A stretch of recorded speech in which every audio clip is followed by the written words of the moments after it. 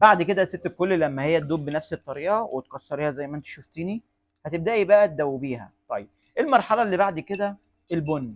كلنا عارفين يا جماعه البن، كلنا عارفين يا جماعه البن بيعمل ايه. البن بيعمل عمليه تنشيط للفروه، بمعنى ان انا عايز اخلي الفروه تتنشط عشان تقدر تاخد الوصفه مني. قرب.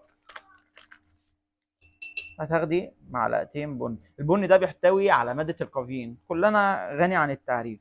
طيب الوصفة ديت الأغلبية بيعملها يا جماعة، بيعملها بطريقة مش عايز أقول مش صحيحة، لا مفيش حد، كل الناس بتجتهد وبتوصل لمرحلة. بتجيبوا شامبو زي كده بتاع دي، ما تقلبيها، تجيبي شامبو وتحطيها وتغسلي منه كل يوم. بس أنا ما بقولكيش، أنا مش عايزك تعملي يا بت إيه الشامبو، عشان انا مش من بحب الشامبو. اول حاجه الوصفه دي اصلا مع الحاجات دي بتنشف الشعر، انا مش عايز شعرك ينشف، انا عايز يبقى حرير يهفهف كده.